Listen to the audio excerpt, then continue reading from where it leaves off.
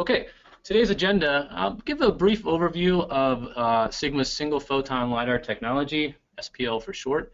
Talk a little bit about some of the technical aspects, the key capabilities that sort of differentiate Sigma's technology from some of the other sensors that are out on the market. I do want to zoom through some data samples and highlight some of the key areas in which we've been working and collaborating with our customers.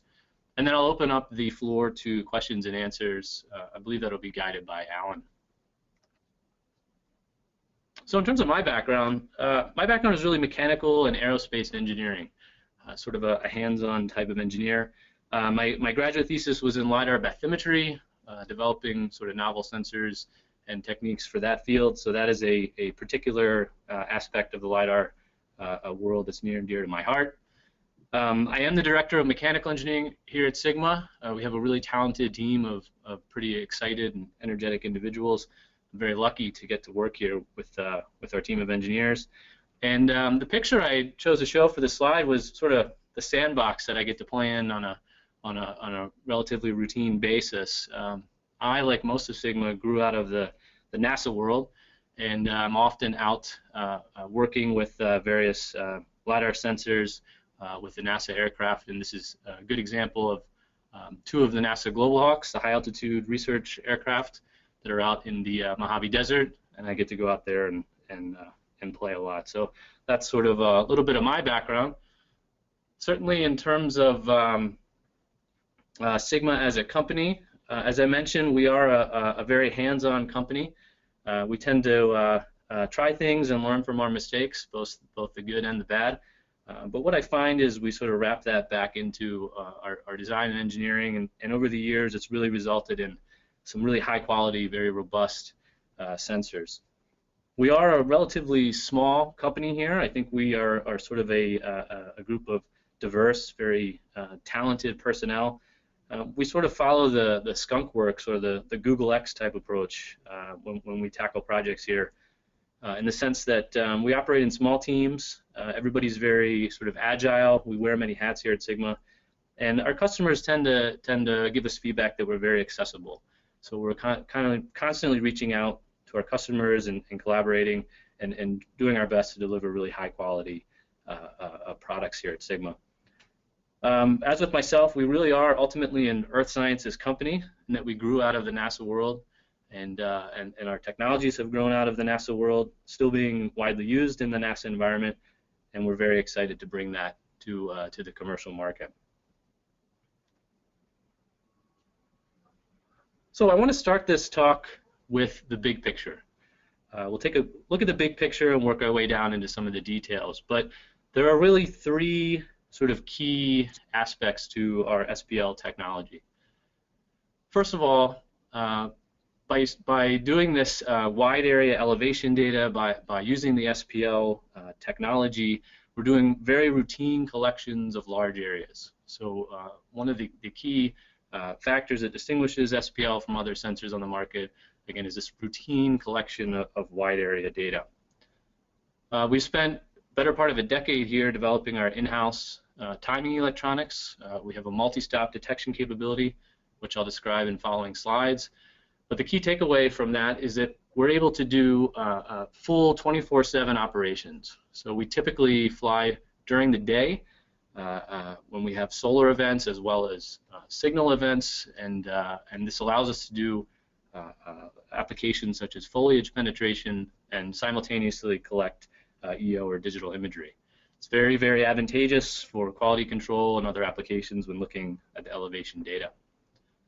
And lastly, a sort of side benefit that has come out of our technology approach is by operating in the visible wavelengths, specifically the green laser wavelengths, we're able to get transmission or penetration through water, and this allows us to do seamless topographic and bathymetric coverage. So by combining these three sort of key aspects of SPL technology, what we're finding is that we are able to collect very precise topographic and bathymetric data very efficiently. This efficiency of the technology is leading to a reduction in cost on our end in terms of collecting and providing these data products, and we're ultimately able to sort of pass these savings along to the customer. So what we found is that our technology has shifted the price point of LIDAR acquisitions.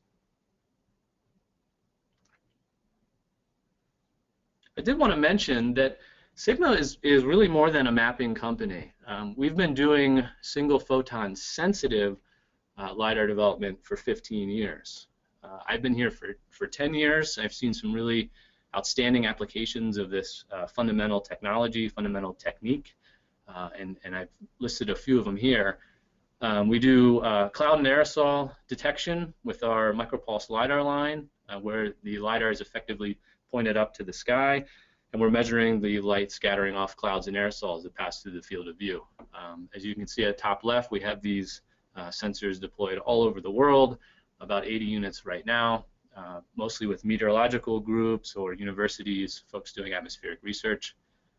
In my world, in the high altitude airborne sensor world, I was lucky enough to work on the cloud physics LIDAR, which is effectively a micropulse LIDAR looking down. So now we're measuring clouds and aerosols from about 70,000 foot altitude down to the ground. And one of our really powerful instruments that we've developed over the year in terms of impact in the community is our wind LIDARs, where we're actually looking at clear air, scattering of light off clear air particles from high altitude platforms, again, 70,000 feet to the ground.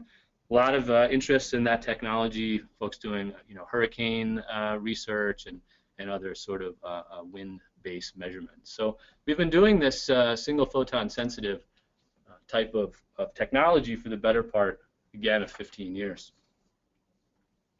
Now, SPL, single photon LIDAR, as a mapping technology, really has a long heritage as well.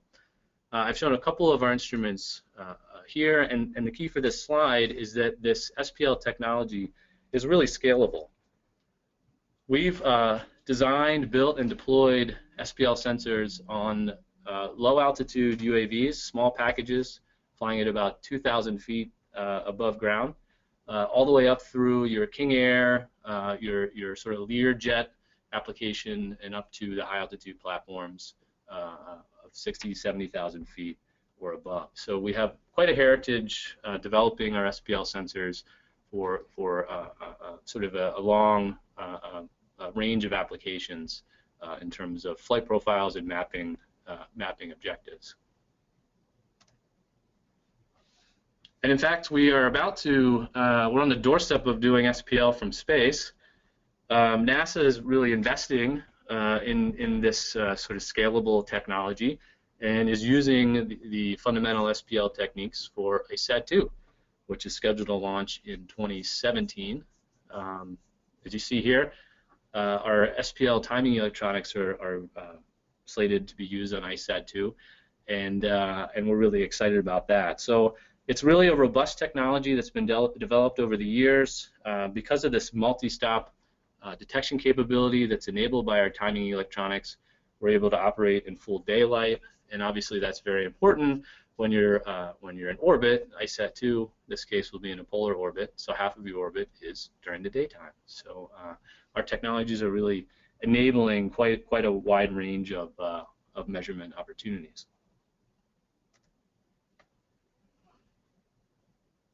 So I did want to just briefly touch on some of the approaches to the LIDAR altimetry, just to spend a few slides talking about the details of really what distinguishes the SPL sensors, line of sensors, from some of the other LIDAR instruments that are available on the commercial market. Historically speaking, the LIDAR altimeters that are available commercially have fallen into sort of two categories, and they're listed here. At the left, you have a linear mode LIDAR, and at the right, you have these single photon sensitive LIDARs. So the linear mode LIDAR is sort of the traditional LIDAR, where you're transmitting a pulse containing a large amount of photons, because to detect and to make a range measurement, these linear mode LIDARs require hundreds to thousands of detected photons per measurement. So from an operational standpoint, this really results in the requirement to sort of concentrate all of your transmitted photons into a single beam and to fly at lower altitudes. By going this approach, you have a lower swath. Your data rates in terms of collection are significantly reduced, and it really results in inefficiencies in terms of use of aircraft time, of personnel, and of corporate resources. So linear mode, it's a great history. It certainly has its applications, but in terms of wide area elevation data collection, we're really finding that the single photon sensitive LIDAR approach is really the way to go. And that's what I have listed here in the right column. So single photon LIDAR sensors, they really require one detected photon per range measurement. It's effectively the smallest packet of energy that can be used to make a range measurement. So what you can do then is transmit a significantly, orders of magnitude less laser energy per pulse. So you see the pulse is much narrower here. And as a result, you can spread out the transmitted laser beam into an array of what we call here at Sigma laser beamlets. This is the image at right, where for this particular sensor, we have a single laser that is passed through our transmission optics and diffracted into an array of laser beamlets. This instrument has 100 laser beamlets, a 10 by 10 array, transmitted to the ground, and this is coming off of an instrument that has one laser mounted to the optical bench, right? So this effectively is turning a single beam LIDAR altimeter into effectively 100 different instruments at one time. Because we only need one detected photon per range measurement, we can fly at higher altitudes, we can increase our swath width due to the higher altitude, and we find that this is really ultimately increasing the efficiency with which we can collect this elevation data. And by increasing the efficiency, by reducing the demand on resources, we're ultimately able to pass the savings on to our customers. Now here is sort of the received signals, if you will, from the linear mode and the single photon LIDAR sensors. Again, typically on a linear mode LIDAR, you're going to digitize the waveform and either store the entire waveform, or you may just store discrete events listed within the digitized waveform. What you'll find is you tend to use very power-hungry electronics to do this type of digitization, and it leads to sort of an entire architecture that can be a bit large and power-heavy. In terms of single photon LIDAR, we now have multiple beamlets, and we're looking at discrete events, right? So basically zeros and ones, a return or no return, and by spreading the energy out across this array of beamlets, we can provide effectively a 3D map, right, with each laser shot within the 10 by 10 array. Now at this point, it's really important to mention the single photon LIDAR technology. In terms of single photon sensitive instruments, right now on the market you're finding effectively two technologies. There's a single photon LIDAR that we're describing here, and then there's the so-called Geiger mode sensors that are also available. The key to the single photon LIDAR technology is because of our multi-stop detection electronics, for each laser beamlet channel, we're able to get multiple returns from each time the laser fires. So in every laser beamlet channel, we can get a return, as you see here on the figure at right, from say the top of the trees, the subcanopy, and the ground. Other sensors with a larger recovery time, you're going to get effectively a return from the canopy, and you're going to be unable to see the ground. So our technology is able to operate in full daytime and recover from solar events to see a scene such as the foliage, and as well as to penetrate the foliage on a single overpass.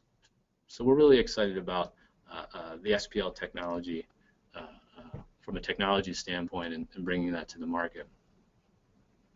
Here's a summary of the key technology features of SPL. Again, the laser beam, a single laser is diffracted into an array of laser beamlets. Each detector pixel, each sort of laser beamlet channel, if you will, is fed back into its own unique detector pixel, and each pixel is fed to a separate channel of our multi-stop timer. And as a result, you're getting a 3D image effectively for each laser pulse. We do have a variety of high-speed scanners that are synchronized to the laser pulse, providing a wide variety swath widths, of scan patterns, and we can really tailor the scan pattern to the particular application, depending on what the customer is looking for. As I mentioned, one of the keys to our technology is this multi-stop detection capability. It's really enabled by, again, years of development into our proprietary electronics, giving us a super short, super narrow recovery time on each detection channel. As you see here, it's 1.6 nanoseconds. So what that means is every time I have an event in any given laser beamlet channel, let's call it, I can recover 24 centimeters later in range to record another event. So this allows me to see, again, the tops of the trees, the subcanopy, and the ground all in a single overpass. And if you compare this to some of the other silicon-based systems, such as the Geiger mode sensors, they're going to have a recovery time on the order of tens to hundreds of nanoseconds. You start getting into the microsecond regime, and you're talking meters of time required for the recovery to see another event. So because of our technology, we can operate in full daylight. We actually tend to fly during the day to again get that co-collected digital imagery, and we're recording multiple events per pixel per shot. A takeaway here, right now we're operating about 3.2 megasamples per second. We average 8 points per square meter or greater in terms of our typical flight profiles. And we do have some internal R&D work going on that'll increase that collection rate in the future. But that's sort of what we've been operating at right now. Okay, so you have a very brief idea of the key technology. I wanted to mention here effectively the workhorse instrument that Sigma has been using the past couple of years here. And this is Hercules, our high-resolution quantum LIDAR system. I've shown some specs here. I'll encourage the audience to read through these if they desire, downloading the slides later. But the key takeaway, as you see here in the bullet, is that when we have a customer that's interested in mapping an area, typically we will send a single operator, a single member of our team out with the instrument.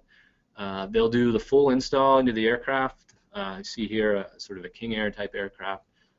They'll fly. Usually it's a team of 2 pilots to do the flying, and a single operator does the entire mapping deployment, and then the operator can do the de-integration and come home with the instrument. So in terms of operations, it's incredibly efficient in terms of demands on our resources, and we're really sort of excited about that capability to deploy very rapidly, to be very agile, and to go map an area for the customer very quickly.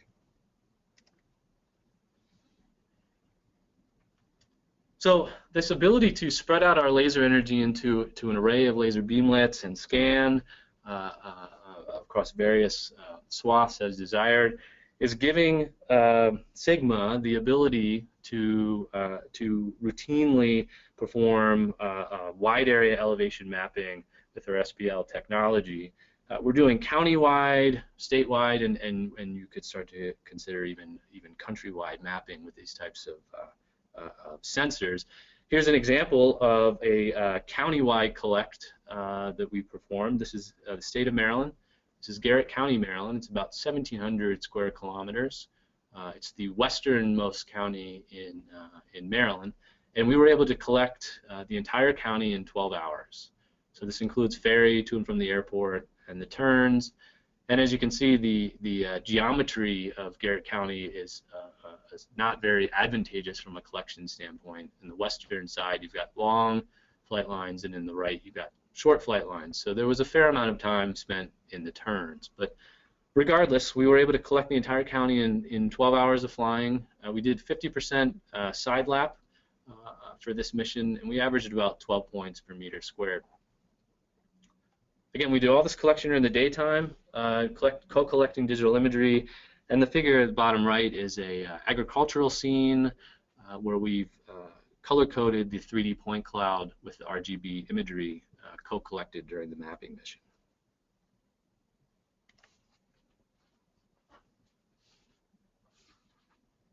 Here's another data sample, if you will.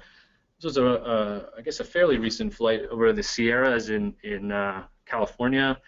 This was acquired, again, in full daylight, and we're looking here now at the foliage penetration. You've got some flight line maps in the top left, sort of a nice cross-section view at the top right, where you're looking at, roughly 30 meters from the ground to the top of the trees. So you're getting some really nice foliage penetration there. And then you've got a nice sort of ISO view of the area at the bottom. And this is sort of data that's very typical for customers who are doing carbon assessment and monitoring, even agricultural. You're looking at harvest optimization. We had a recent flight was sort of along these lines of foliage penetration, where a group was looking for, a military group was looking for ordnance that had been sort of left generations ago, buried under tree canopies and bushes, and recently flew that, and are having some really interesting results with the customer there. So in terms of the penetration of the scenes, again, our timing electronics are really allowing us to do this multi-stop detection, and we were able to provide this entire data set, again, doing single pass flights. Here's an example of an urban scene, again collected during the daytime. This is the Naval Postgraduate School out in California, and you see here at left we've got the LIDAR 3D elevation data, and at right the co-collected digital imagery. This was all collected at 7,500 feet above the ground, flying at 180 knots, and doing the 50% side lap. We averaged about 12 points per meter squared for this collect. And again, this is also very typical of customers who are doing sort of infrastructure and civil engineering applications, such as, say, road and highway construction. You've got some nice highway overpasses and infrastructure to look at there. So this was a really nice collect, and the customer was quite happy with the results. Here's the 3D point cloud covered by elevation. Right, so the blue is sort of the low-lying terrain. It goes up towards the orange and red, taller buildings and taller trees. You can go ahead and look at just the ground points with the data and remove the above-surface features. And this is the 3D point cloud, again, colored by the RGB imagery, which is really, again, sort of a unique data product that is enabled by SPL because we are able to fly during the daytime. Now, the folks in the audience who are doing data analysis and working with the 3D data will recognize right off the bat, we've got our DEM here, our digital elevation model of the scene at the postgraduate school, and then we can go ahead and bring the surface back in and look at the DSM as well. And what's really interesting about the SPL technology is, again, we've got a single operator going out with the instrument doing the collect and bringing the data home. And we're really finding that that sort of processing the data and getting that into the hands of the customers and the folks that we're collaborating with is very, very efficient and very manageable, as you see here. So we're providing sort of standard LAS formats for the data, and the analysts are able to start working with the data right away. So there's really not, there's no significant overhead or necessarily proprietary computational intensive processing to get this data out to the analysts. It's very efficient. This is another urban scene here in Easton, Maryland. Easton, Maryland's right across the Chesapeake Bay Bridge, and it's our test bed for a lot of our sensors as we're developing. So we've mapped many times, very familiar with the area. And it provides a nice baseline for all of our sensors when we're looking at initial flights. And I'm going to dive into some of the features here. Again, we're co-collecting the LIDAR elevation data at left, as well as the digital imagery at right. You can already start to see some of the key features pop out, and you can sort of start to imagine the quality control that can be performed by having the digital imagery sort of co-collected with the LIDAR. We can start to dive into the data and do some cross-sectional views. Again, this is all at 7,500 feet, 180 knots, and sort of a large cross-section. You can already start to see some of the infrastructure popping out. You've got the buildings, residential and commercial buildings. You've got the trees and the foliage penetration, and you're already starting to see some of the features, the fine detail in the features that are provided with the SPL instruments. Here's a further sort of zoom into the data.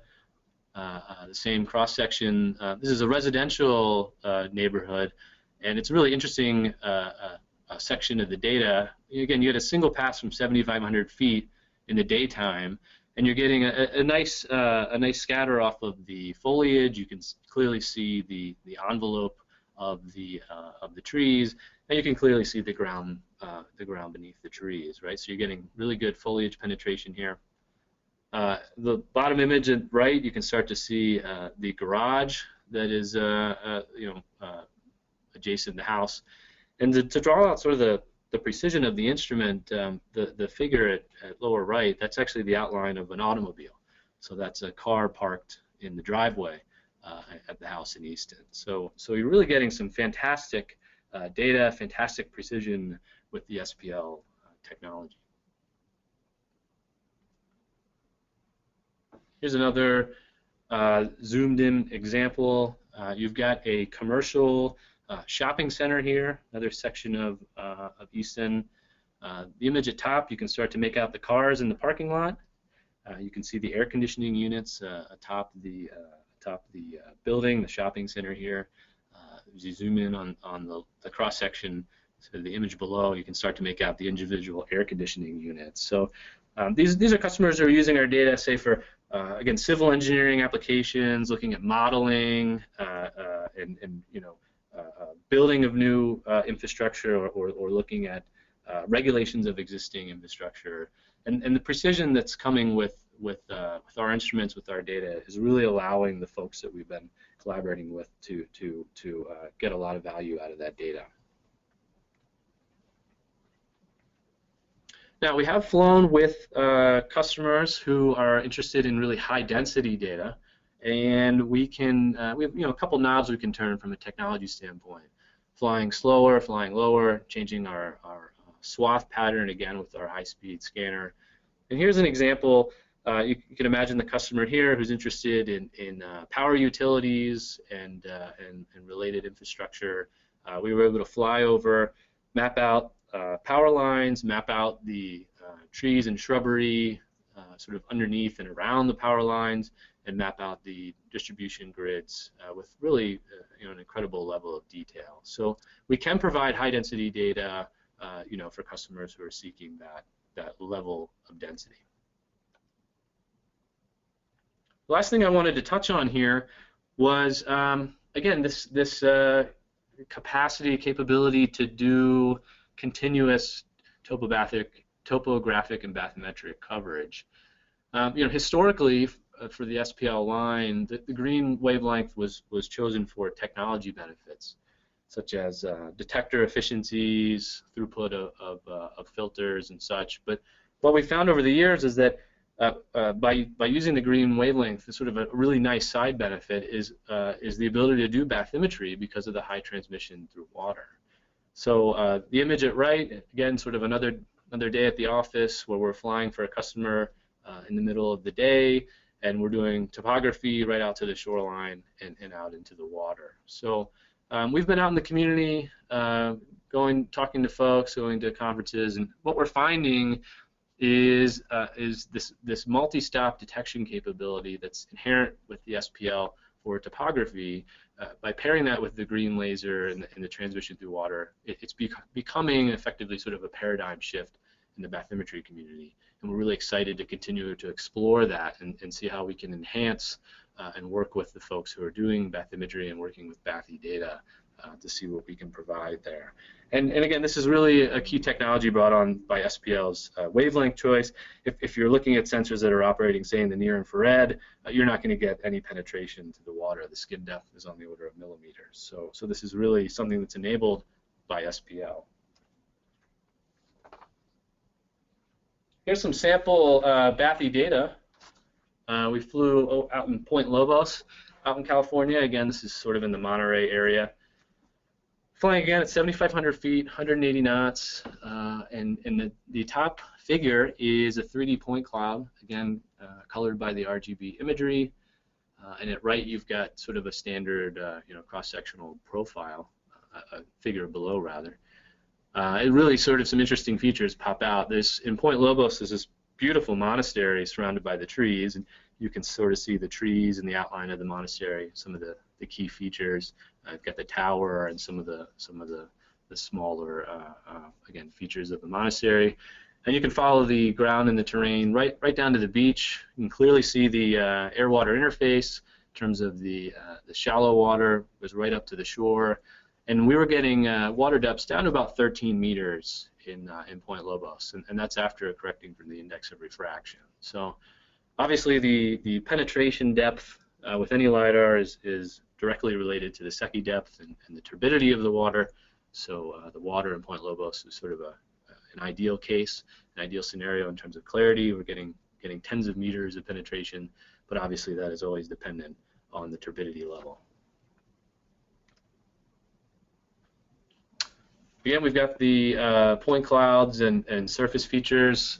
This was a really interesting data set because up by the monastery, the top image, there's sort of, again, a forested area, a lot of trees. And what we found was by removing these surface features and the foliage, getting that penetration down to the ground, we were able to map a waterway that was sort of hidden to the eye below the trees. So by removing, as you see in the lower image, the surface features and the body of water, you could start to look at the subsurface topography. You could start to do flood modeling, and obviously this is of interest to folks like those in the insurance industry and folks who are interested in emergency management and what can happen in times of significant flooding. To wrap up the talk, I'm going to show a couple of quick slides I'm going to click through. These are stills from a video that will be posted on Sigma's website in the near future. But I wanted to just give folks an idea of zooming through some of our 3D data, start to sort of plant the seed and how we can continue to work with those using LIDAR data, how we can collaborate, and again, just to focus on the ability of SPL to do this sort of seamless topobathy data acquisition.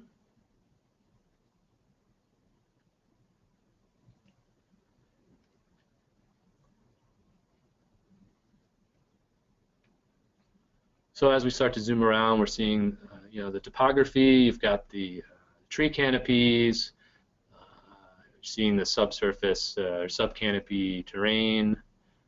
Obviously, you start to get the shoreline and some of the roadways coming into play. And you can really start to imagine there's a wide range of applications that folks are using this data for.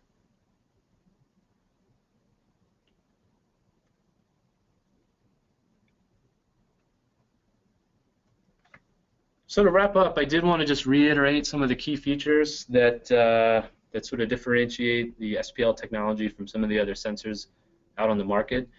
By using this single photon sensitive LIDAR approach, we are able to do a high altitude, wide area collection of elevation data, and as you see here, very routinely. It's very, very common, pretty much always the case that we have a single operator go out into the field with the instrument, do the full install, full collect with the pilots, and bring the data home and start processing right away. So that's a very routine activity that goes on here at Sigma and has been for many years. One of the really key features for Sigma's technology is this multi-stop detection capability. This is again enabled by our proprietary in-house detection electronics. And because of this, we're able to operate in full daytime operations. We're able to do 24/7 mapping.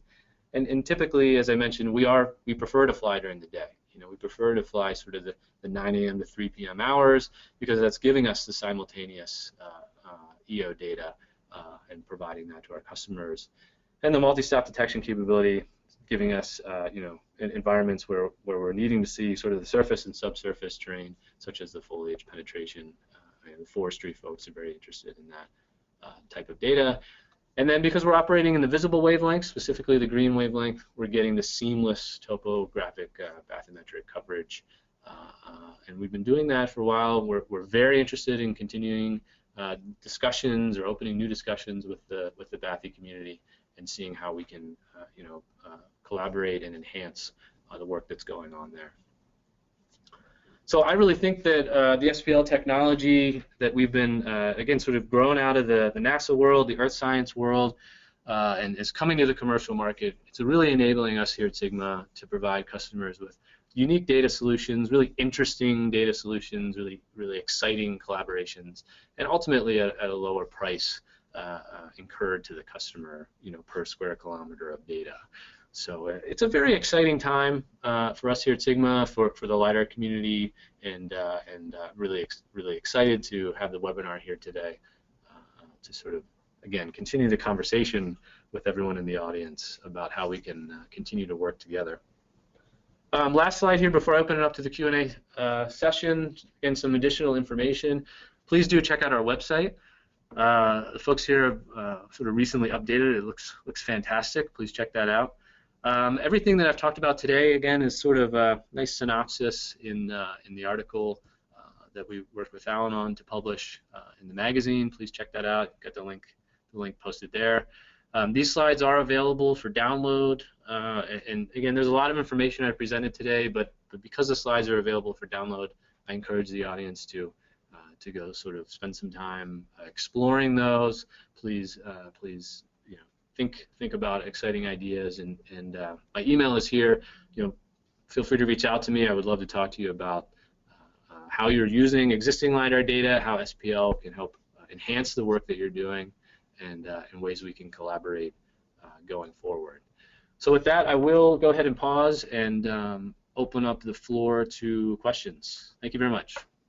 Exciting indeed. Thank you, Steve. We appreciate you taking the time to share this with the readers, and I'm certain some of them will absolutely follow up with you as that offline conversation is definitely encouraged. I'm seeing a lot of questions here. Let's start off regarding service availability or the availability of your services and lead time. I mean, is that something? I assume this is nationally available, or can you share your service area or how that works? Yeah, great question. We sort of, to date, have been operating all throughout the U.S. Sort of some of the data samples I showed, you have some examples of locations. We've been all over the map, if you will, in terms of U.S. operations. So it is readily available if folks are tuning in from, say, the East Coast or up north.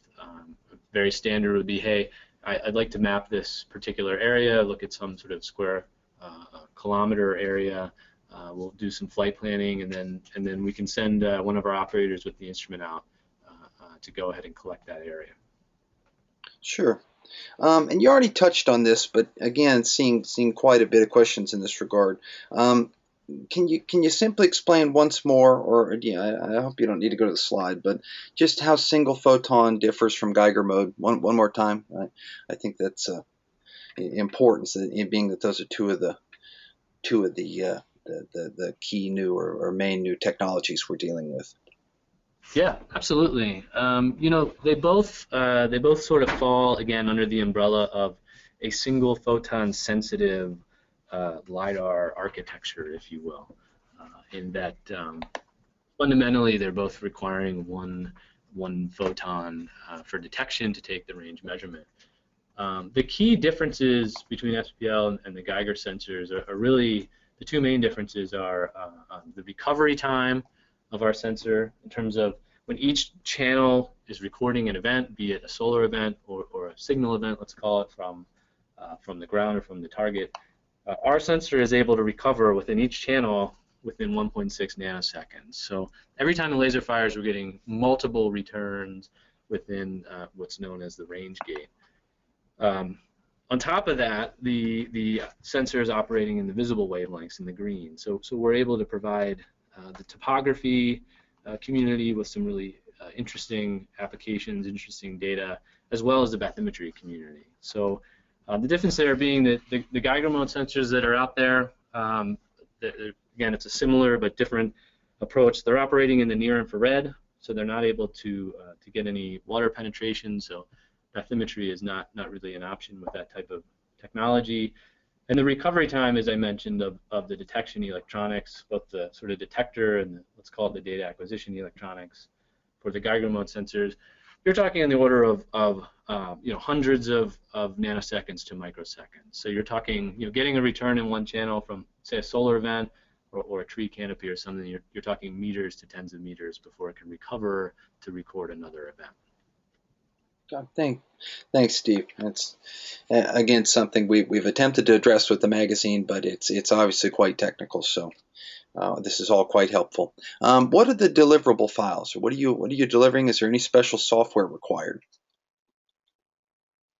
to work with your deliverable? Yeah, we're typically delivering, again, files, standard LAS formats. We can do, standard geolocated and biased point clouds, or we can go other levels down into DEMs and DSMs. It really depends on what the customer is seeking, and we can tailor the deliverables that way. Gotcha. A lot of questions regarding accuracy, horizontal and vertical accuracy of the system. And people asking if you're able to achieve USGS QL1 specifications, quite a few others. But can you speak to accuracy? Yeah, absolutely. We are achieving the level 1 specifications. In terms of the Z, the instrument I showed, Hercules, is plus or minus 5 centimeters. And then horizontal accuracy is really typically driven by our spatial accuracy of our laser beamlets, which is about 50 centimeters. Gotcha. And do you guys have any metrics or any figures on the difference, say in the cost per square kilometer compared to traditional aerial LIDAR? Do you guys have any figures to that effect, or maybe that's something you could share offline, or have you done anything like that? Yeah, great question. Those figures are obviously somewhat dependent on the area they collect. Large collect, small collect is going to have a different figure there.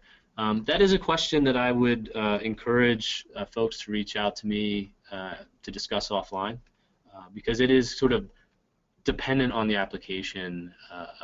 Sort of a specific conversation to have, probably offline. Understood.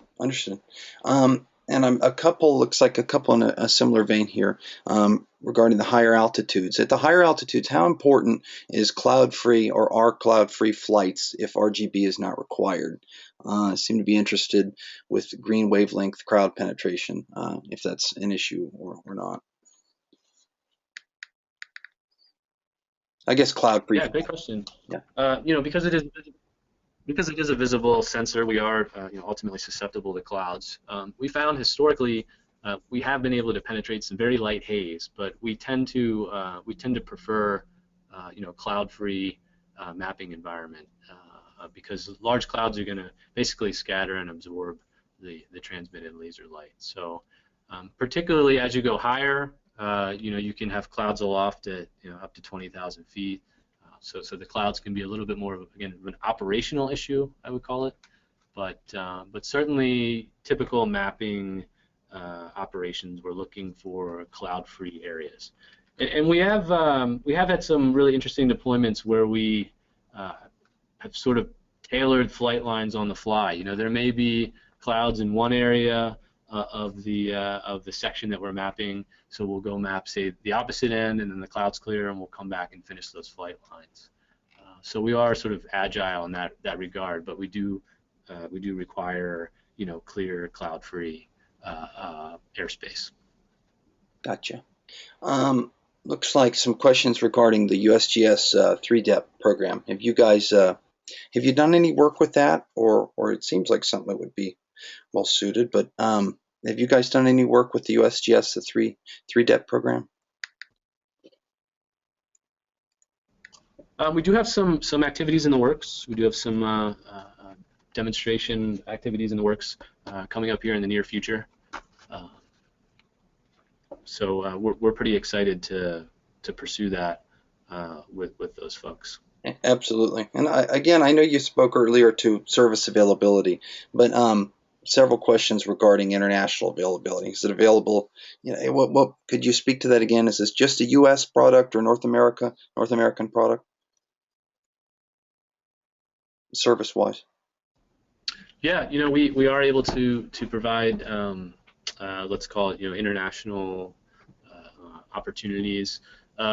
We find that the sort of licensing and the regulations require a little more upfront attention, depending on where you're going to fly, and any international regulations. We have to work through those. So there's a little bit more in terms of the paperwork and documentation, but it is certainly available as an international resource to folks who would like to work with us. Sure. A lot of the questions are quite technical, so it's something that I believe we can follow up individually, or we'll share these questions with Steve and his team offline. But a few regarding, I'm just trying to go after pockets or questions that seem to be being asked at least 2-3 times. Looks like several asked regarding density. When you mentioned 8 point per square meter density, is that utilizing multiple returns or first returns? So, okay, so typically on a single pass, we're looking at about 8 points per square meter in terms of our density. Nominal operations will do about 50% side lap, so that density will go up to 12 points per square meter. And this is multiple returns within the range gate. So we're getting solar events, we're getting signal events scattered off the surface. But even with the solar events, we're averaging 8 to 12 points per square meter, from the terrain. Gotcha. Yep, several questions are still coming in regarding your bathymetric capabilities. You presented, I think you touched on that nicely. So again, with the follow-up, you can follow up directly with Steve, but we'll share these slides. The slides are available, as is the recording. So. Steve, again, most of the stuff that's left seems to be quite technical, so I think it'd probably do you best and even do the audience best if we followed up directly. So I think with that, unless anyone has anything else, we could go ahead and wrap up. Steve, do you have any last words or any last thoughts? Yeah, I'd just like to thank everybody once again, on behalf of myself and everyone at Sigma. And Alan, specifically you, for hosting the webinar. Again, the goal of this exercise today was just to continue to reach out to folks in the community who are using data, who are interested in using data, who have ideas they want to explore, and just encourage folks to reach out to us at Sigma.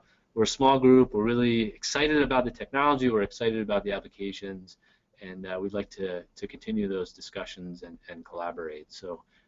Just thank you to everyone who was in attendance. Thank you to all the folks at the LIDAR Magazine. Done an outstanding job with the webinar. And folks, please do feel free to reach out to me anytime with questions or ideas. My email address is listed here. And that's really it. Thank you very much. Thanks again, Steve. And we'll be in touch within, I'll try to have everything processed for you guys within 24 hours. So we'll have links, additional links, even links that aren't here. And of course, a link to the recording for everyone. So thank you for your time. We appreciate it. Look forward to connecting again in the future. Thanks, folks.